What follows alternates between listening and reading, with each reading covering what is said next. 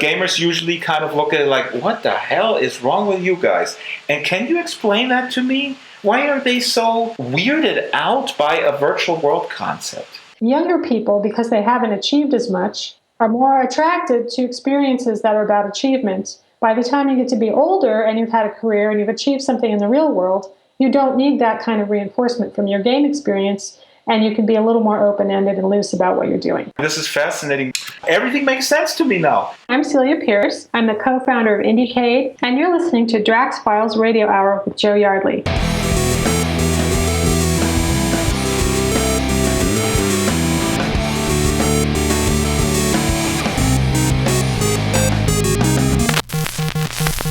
Hello there and welcome to the Drax Files Radio Hour with Joe Yardley. Again, without Joe Yardley today because of a real-life day job deadline on my part. Joe will be back after November 10th every week.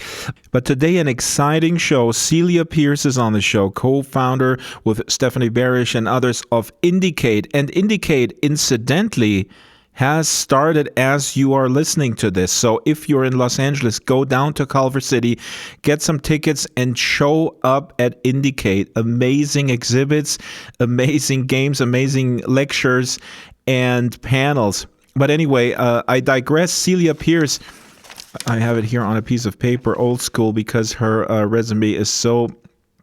Her curriculum vitae is intense. She is a professor for game design and game history at Northeastern University in Boston, Massachusetts. She is a Second Life pirate. She was in there.com. She still is. She's a book author of a book called Communities of Play. She's a book author, a co-author together with Tom Berlstorff, who listeners must know, anthropologist at UC Irvine, of the Ethnography in Virtual Worlds book. She just completed a huge non-game virtual world-centric survey that we will be talking about.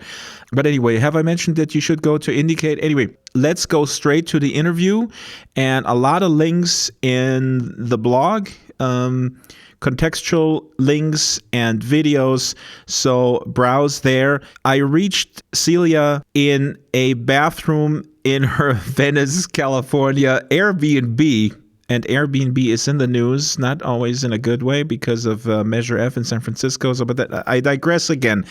I will be in an Airbnb in Dublin at the Web Summit, where I will be going in early November. Am I digressing once again? But you will hear it on this show because I'll have exclusive interviews from the Dublin Web Summit. But now it's time for Celia Pearce. Take it away, Celia. Tell us what IndieCade is about. And then we'll go from there to everything. IndieCade is an international festival of independent games. We started in 2008. We started out with a little under 100 submissions our first year, and we got a little over 1,300 this year. So we're growing pretty astronomically. We've become the largest and most important in many respects, if I do say so myself, event for the independent game community every year. We also host some other components. We have a conference. We also have something called Indie Exchange, which is a matchmaking service for developers. Anyone who submits a game, whether it gets in or not, can go to Indie Exchange for free. And then we set up meetings with publishers and funding organizations and things like that. So we're very much hands-on trying to help indie developers, make a living doing what they love and create their games and get their games seen by as many people as possible. I was there, I don't remember now, it was 2 or 3 years ago with Noni de la Peña and with my son and her kids. And we had a great time, and the diversity of the stuff that was exhibited was amazing. There was a game that was designed by a 6-year-old girl together with her dad, with all the characters hand-drawn.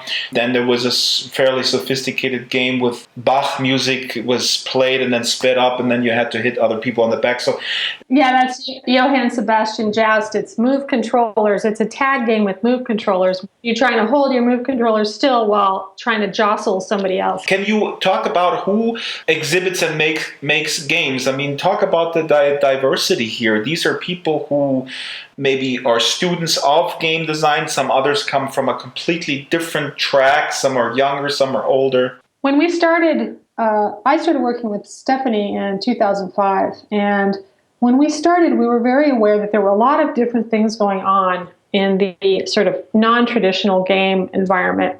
There were art games, so I had co-curated an art games exhibition the year before down at UC Irvine when I was working there. And there were serious games, documentary games. There was also just beginning this whole big games movement where people would do physical games like Humans versus Zombies, the one that you saw at Indiecade. And we saw all of this stuff going on. And what we realized was that the general public didn't really have a way to see most of this work. Indie games were not getting published on consoles. That just wasn't a thing that happened. And if you wanted to see them, you would either have to pay a lot of money to go to the Game Developers Conference, or you would have to go to some festival somewhere in New York or Germany. If you made an indie game in 2005, you typically had to self-publish it. There weren't a lot of ways around that. There were some sites you could publish Flash games on, like Congregate and so forth.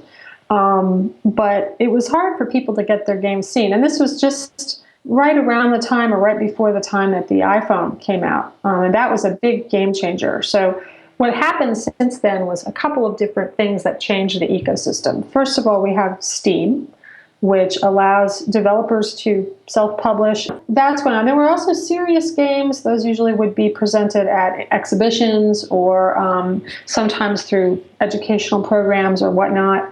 There were a number of conferences emerging at the time. We wanted to have as broad of an embrace as possible. We wanted anybody that was making games outside of the conventional publishing model to feel included.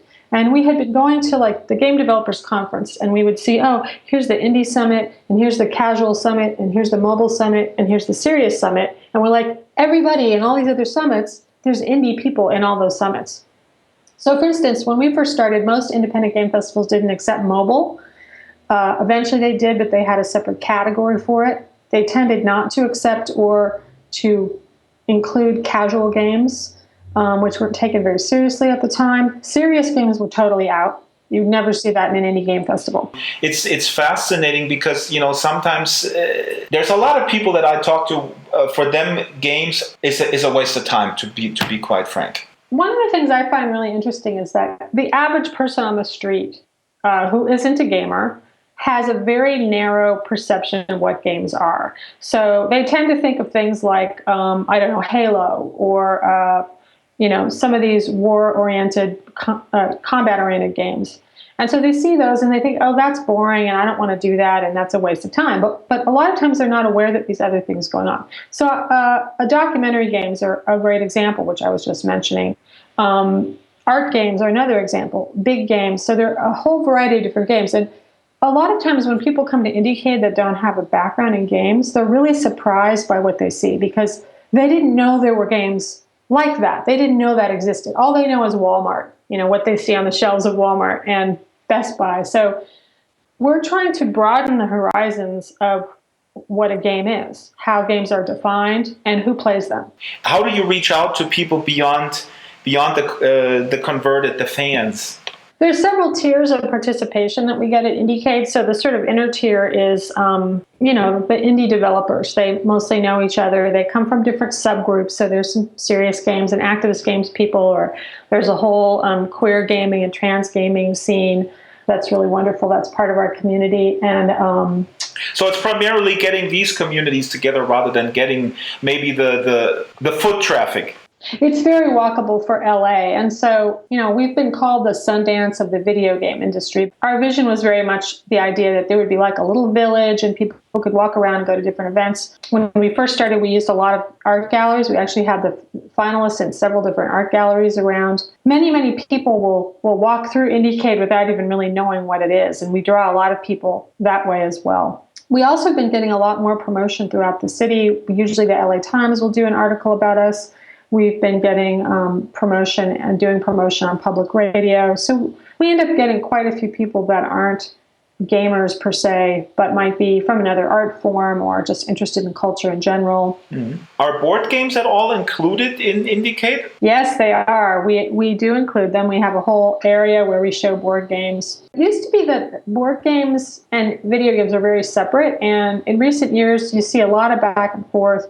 You see people designing board games and big games and digital games, and you see some of the same games moving around. So, for instance, we have this game called Killer Queen Arcade, which is I guess a 24 player. It's a huge cabinet with 3 screens, maybe 12 or 16 people play it or something. I don't remember the number. It was actually originally a big game, and then they turned it into an arcade game. The game exists in multiple forms. So the acceptance of games in culture, in your assessment, has increased. It's maybe not fully there in terms of sort of on par with going to the opera or listening to some jazz on vinyl, but it's kind of getting there and accepting as a viable part of engaging with it. I think there's a couple of things going on that have changed how games are perceived. For one thing, there's a generational aspect. So there's a couple of generations now that grew up playing video games.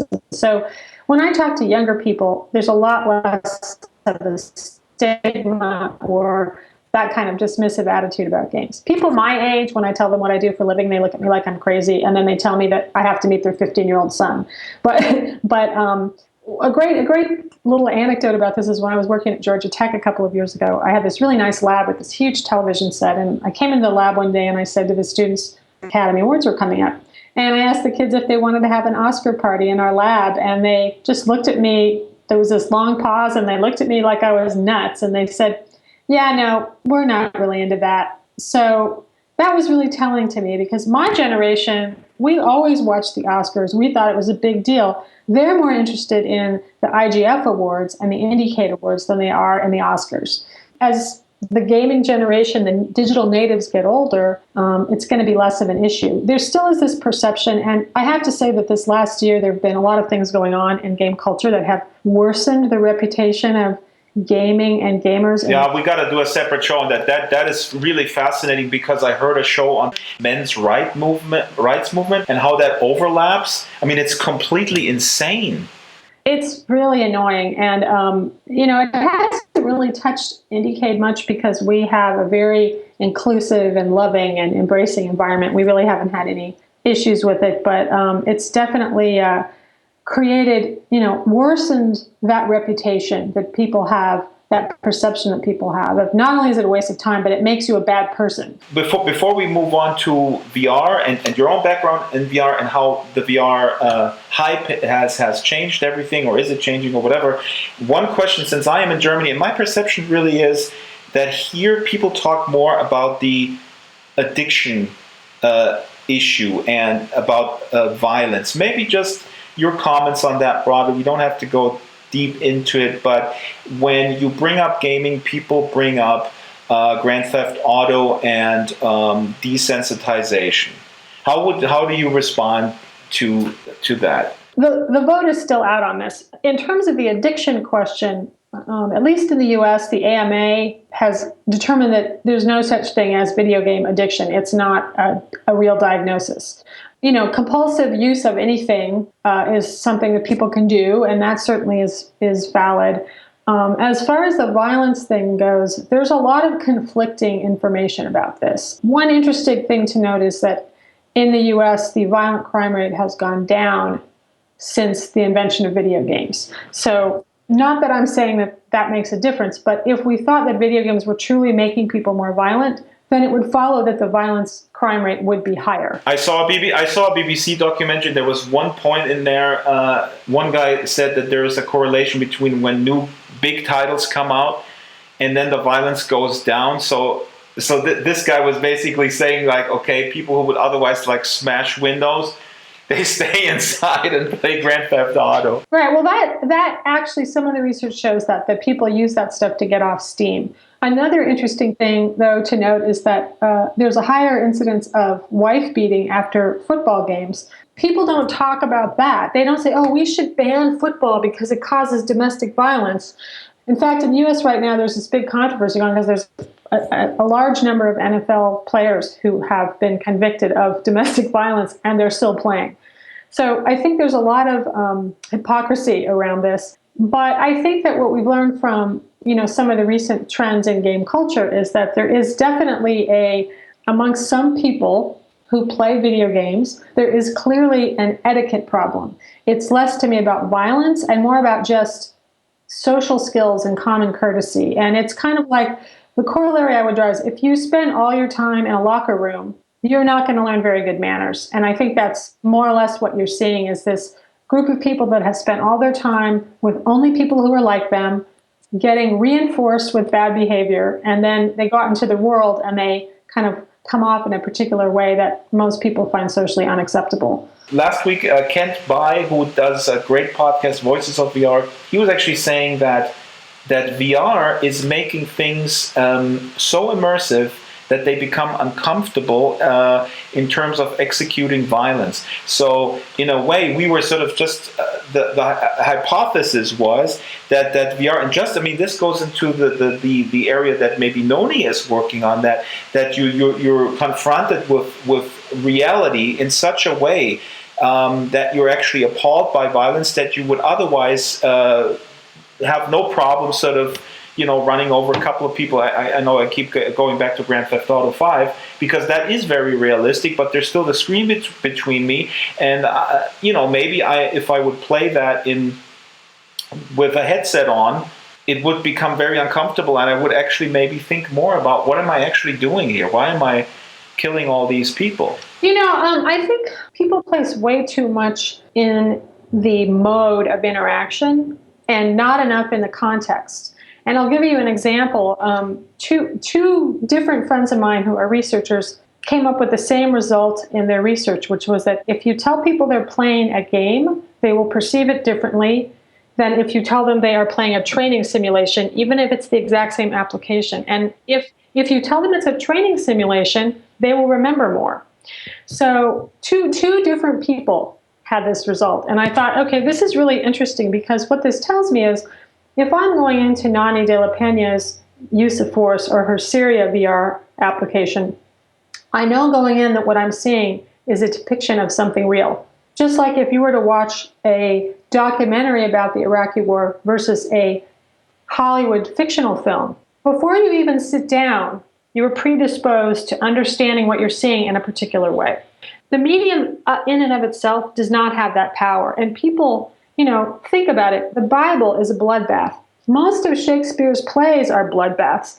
People have been watching violent media for thousands of years, and they can tell the difference between reality. Most people can. People who are in a psychotic state, they can't if they have if they're diagnosed with schizophrenia. But that is a small. Yeah, but that has nothing to do with the medium. Those people actually are imagining things that aren't there. So to attribute that to a medium is kind of spurious. We have a presidential candidate, and his name starts with Donald Trump and ends with P, and he is also imagining things, and a lot of people who cheer him on are also imagining things, but that's a different subject altogether. You are teaching game design or history of games. What are you teaching in your capacity as a professor? So I do teach game design. Right now, I'm teaching a class on the history of games. And the class that I'm teaching is really trying to get kids who are aspiring to be game designers to understand that games are part of this very, very long, thousands of year long trajectory. Games existed before written language. We have archaeological evidence to show this. Many people think that they might be the first form of communication. And there's a long history and heritage of games and game conventions and game narratives and so forth. And now what I wanted to ask you, since we established that you are also in there.com and that you have a history in virtual world, what is the difference? Can you, once and for all, tell me what the difference is between a game and a virtual world? All my Second Life documentaries, I actually have, within Second Life is a difference in opinion. Well, let me say a couple things. First of all, and this also harkens back to my Indiecade role, is that I think that we try to place a very harsh boundary between games and not games that I think is somewhat artificial for a variety of reasons.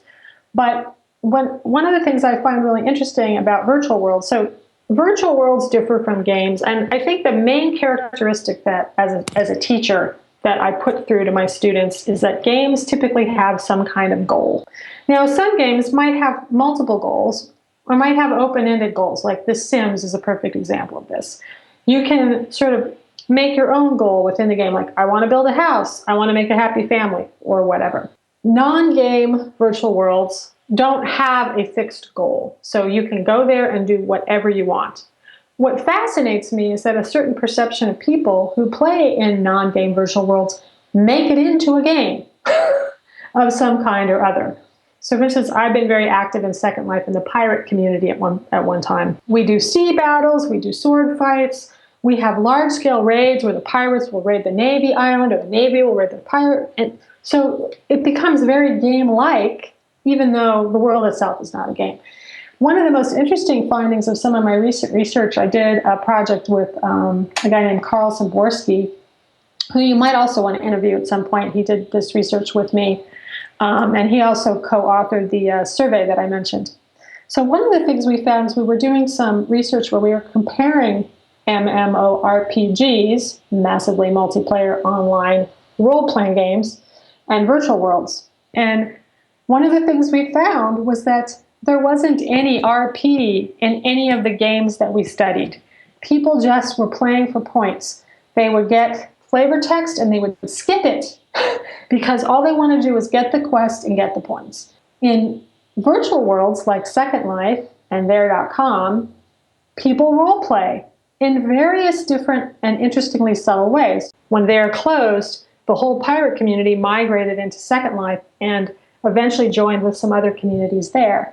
Character-based role-playing and sort of thematic role-playing is one way, and there's also fantasy, fairies, and medieval fantasy and whatnot. But then there's also interpersonal role-play. So we discovered, for instance, that people make mock families. So I will pretend to be, we knew that people were getting married. That's pervasive. It's been happening since the first Muds and Moos in the olden days.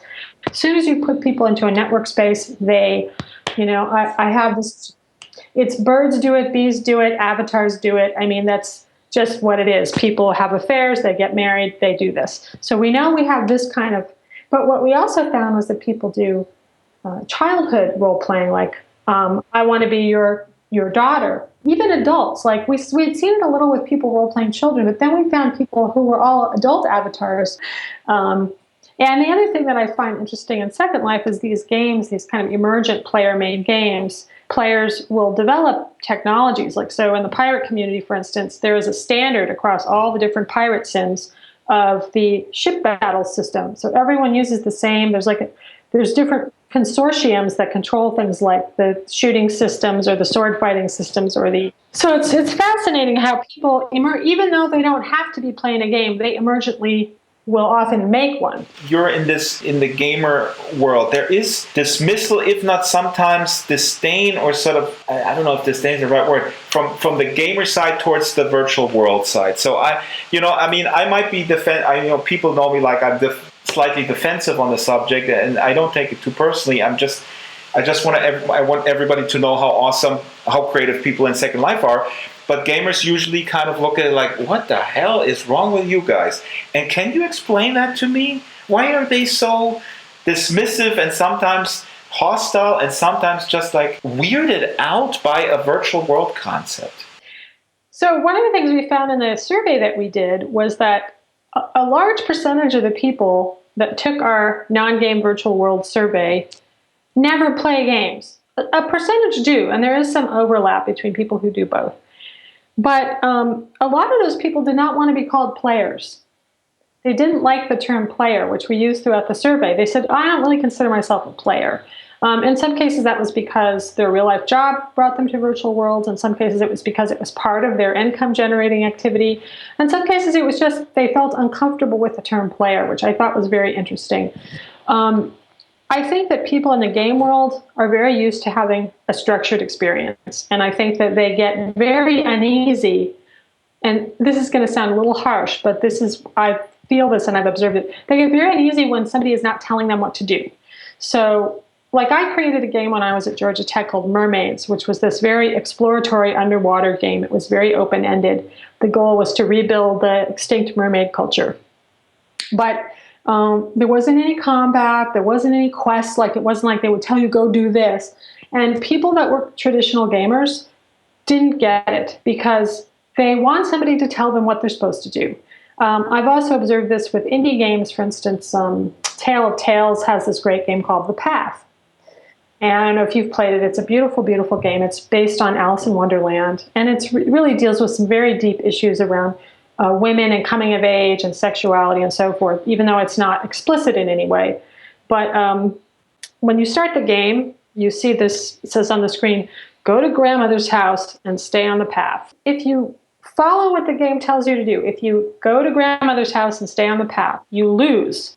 The point of the game is to go off the path and explore and take risks and follow interesting side things that are going on all around you.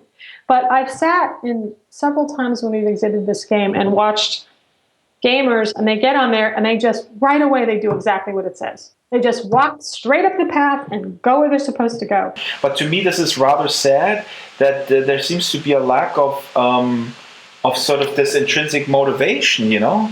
For me, when I play games, I tend not to do what the games tell me to do. So, for instance, I used to play a lot of World of Warcraft. I never really studied it because I felt it was overstudied, but I used to play it recreationally. And at one point, I wrote this blog post that was titled, "Am I playing WoW or is WoW playing me?" Because I felt like if WoW told us to all run off a cliff, we'd all run off a cliff. And this is the antithesis of what most people think. I think video games promote a certain amount of, what's the word I want? Obedience. Obedience and conformity. Conformity, yes. People just conform to what they think they're supposed to do, and they don't go off the beaten path, and they don't question. There are some games that have played around with this. Like I know that BioShock sort of plays with this, where it's telling you what to do, and then later on in the game, it's like, hey, what you did was the wrong thing. One of the reasons I like indie games is that they often interrogate this underlying assumption that there's something you're supposed to do, and you have to do it right. And it's funny, my students, I've been having little arguments with my students who were all freshmen this semester. They're all 17, 18-year-old kids. A few of them keep saying to me, well, this can't be a game. I can't win. The reward, the sort of the focus on the result. And if the result doesn't match the expectations, then it's basically not worthwhile. So going back to some of my research, right? The book that I wrote, Communities of Play, is about game refugees. I'm sort of credited, if you talk to people in the game studies community, as the person who discovered game refugees. So I studied people from the game Uru, which was Mist Online, basically. And when Mist Online closed, two of the largest groups left. One went to there.com and one went to Second Life. And so my PhD dissertation, which later became my book, is a study of primarily the Varian Uru refugees. When I would ask them what was unique about their culture and about their community, they would say, we're explorers. They like to explore, which means they don't necessarily need there to be a goal or a mission or a quest. They just want to go to a cool new place. The Myst games, and particularly Uru, the way Uru is designed, all of the levels or ages, as they're called in the Myst parlance, puzzle solving and finding, almost scavenger hunt types of games. So you have to wander around and look behind things and under things and find all these clues. You have to figure out complex puzzles. Uru specifically is designed to be collaborative. So players first of all, it doesn't have any points. There's no competition. There's no violence. You really need other people to solve the puzzle. So this group of people, most of whom, by the way, were baby boomers, the large majority of them, when they came into there.com, they brought that ethos with them of being exploratory. And then they added to it the creative activity. And they had already been doing a little bit of this emergently in Uru.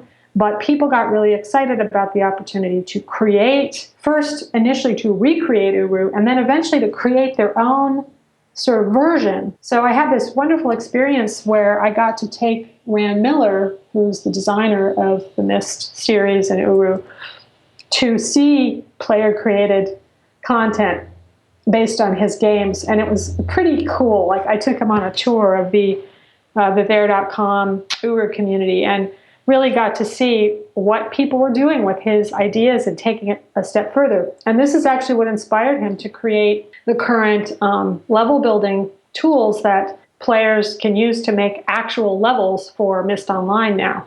What's fascinating when you talk about these game refugees, do you think this number of people who like to explore and build their own thing is sort of finite, just because it just requires a certain type of personality who is sort of content with either exploring other people's content without that reward system, or can it be enlarged? Does it have something to do with the fact that out of, I don't know, 100 people, maybe one person plays the guitar at a campfire and the others are completely content listening? Well, I think there's a couple things. First of all, one of the most surprising findings of our virtual world studies, a study that we did, their perception is that there are about twice as many women as men in virtual worlds. Turns out that's completely true. We actually have statistics to prove that. It's about 60% female. So I think this is an audience that the game industry has totally ignored. Half the population, right? And we already know from a lot of research we did back in the 90s on girls in games that women are attracted to creativity. They like, Barbie Fashion Designer is a great example of a girls game that was extremely popular. Women like to make stuff. They like to create. They also like community. And there's Richard Bartle has a taxonomy for MMOGs. I don't know if you've ever seen this, but he has 4 player types. He has the killer, the achiever, the explorer, and the socializer. Well, the explorer and the socializer are the people that virtual worlds attract. And they are underserved by most other video games. So those are the people that you're going to get. But I think they do represent a large percentage of the population that's underserved. Second, the age skew is higher. So if you look at the game demographics, it's about 18 to 32 is the sweet spot. If you look at our survey, it's actually more like mid-40s and up, or like late 30s and up. So as people get older, and this is my totally spurious hypothesis, I have no data to support this, but here's my theory. I believe that younger people, because they haven't achieved as much, are more attracted to experiences that are about achievement. By the time you get to be older and you've had a career and you've achieved something in the real world, you don't need that kind of reinforcement from your game experience, and you can be a little more open-ended and loose about what you're doing. I don't need a study. Everything makes sense to me now. Exactly. And then you also have certain communities. For instance, one of the things that I found in hanging out in Second Life recently, and especially, again, with people like the 1920s Berlin Project is a great example, also people in places like Caledon, a lot of those people are doing real-world historical role-playing. But so I found that a lot of people that are in virtual worlds doing historical role-playing and also fantasy role-play games do that in real life. That's a different population. Now, those are the people who go to Dragon Con. A lot of those people are also, because they like the virtual environment to create an immersive fantasy experience. And finally, you have the maker scene, which is huge now. And I think that Second Life in particular, because it has such sophisticated tools, becomes a place where people who are makers are naturally attracted because they can make cool things that you can't really make in the real world, like flying dirigibles and dragons and whatever else. The slogan of Second Life, which is your world, your imagination, I always say, you'd be surprised how little imagination most people have. The reality is that most people do not have whole worlds in their minds like you and I do. I mean, I literally will think up a whole world. I made this mermaids game because I wanted to be a mermaid underwater, and I built this whole, with a bunch of students at Georgia Tech, we built this whole fantasy world around that experience. But most people don't really think that way. They don't have that imagination. And I think that's why a lot of gamers just do what they're told. Now, with virtual reality, with HMDs and this big hype, what do you think about that? Take it where you will. How does it affect the indie scene? How does it affect the exposure of games? Is it bound to crash like the Second Life hype did? What do you think about all that stuff? Well, first of all, I want to say before we begin that hype is hype. And what I mean by that is don't believe it. Like, people are always telling you, oh, is Second Life still around? It's like every time I log on to Second Life, there are around 40,000 people actively online at any given time. That's not dead. So enough of that already. VR. So I have a very long relationship with VR. The first time I ever saw it or heard about it, first I was asked to do some research and I read about it. This was in the 80s. And I was like, oh, there's this cool thing going on, but it's all top secret in the military and we'll never be able to see it.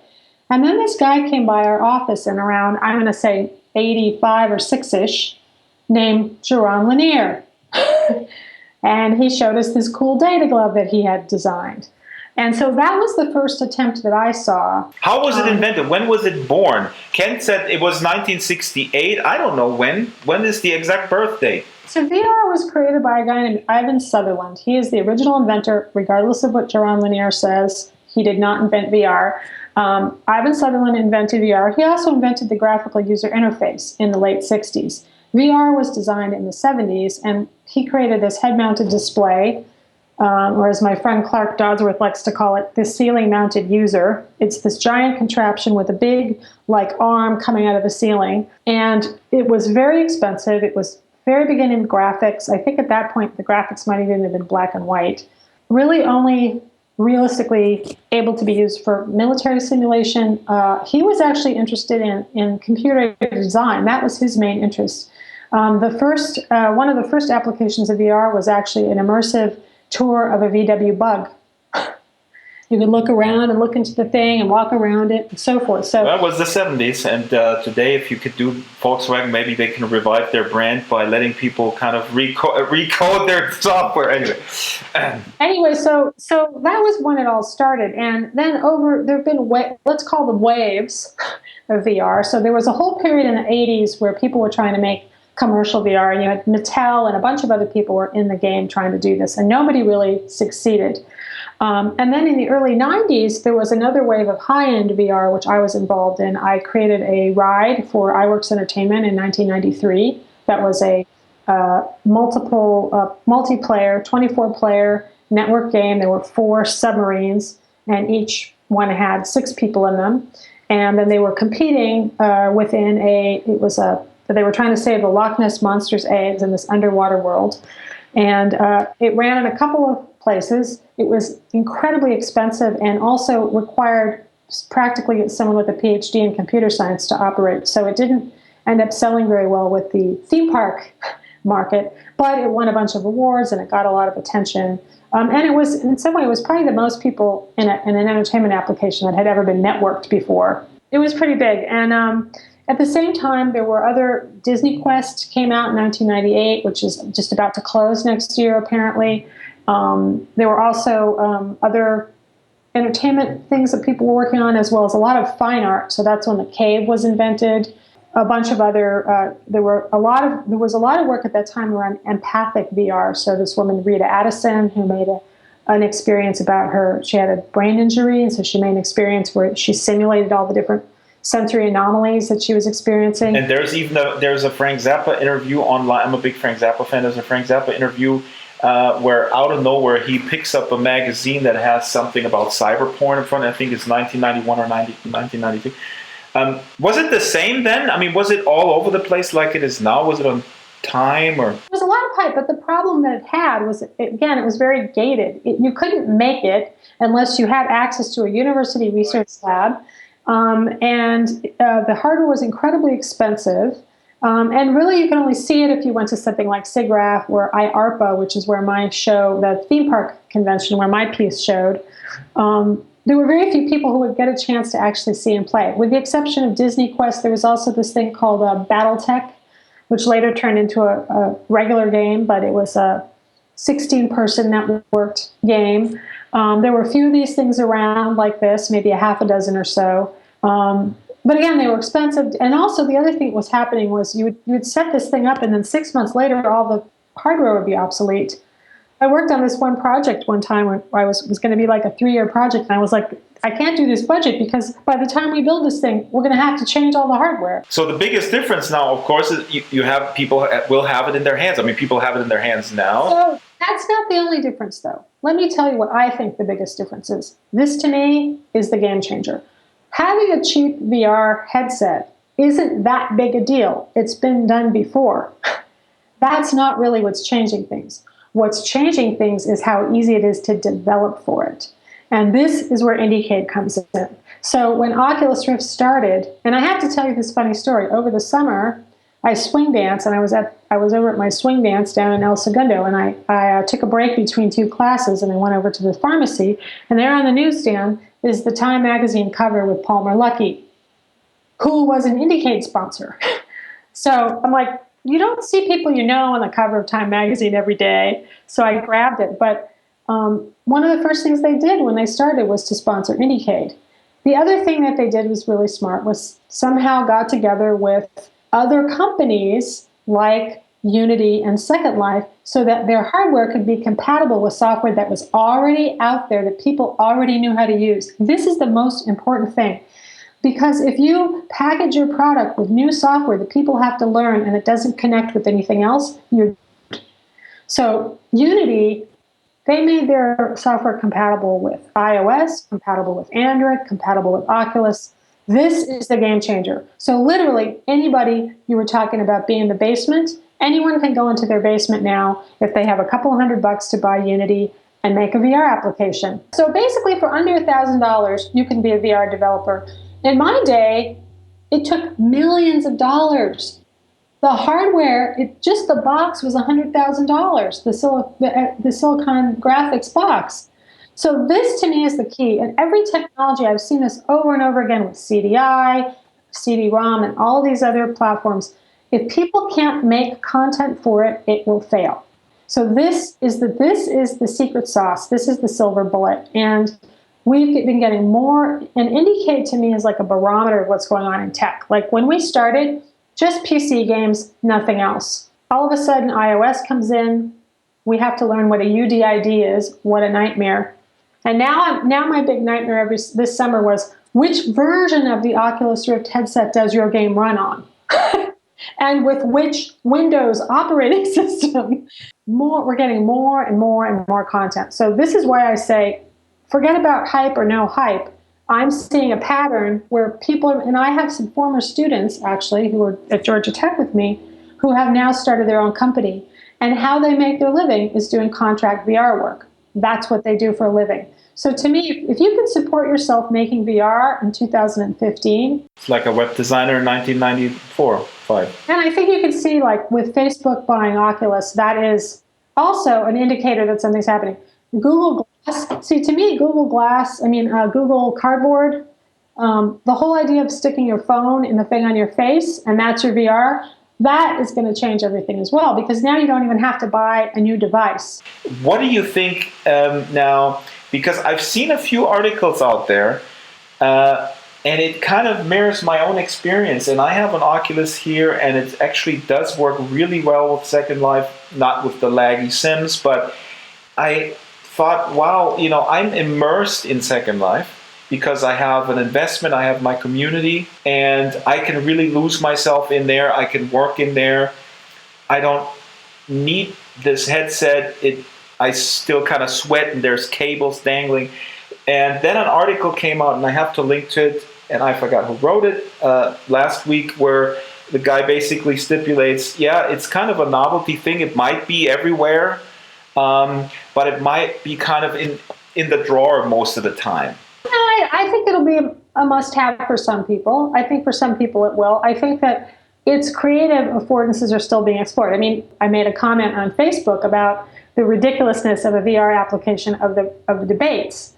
So I think we're still exploring. So again, going back to some of the things we've seen indicate, Nani de la Peña's work is a great example of this is what this medium is for, right? It's not just, oh, let's look at something boring in 3D, or we had talked about the idea of like the virtual brochure, right? So people just replicating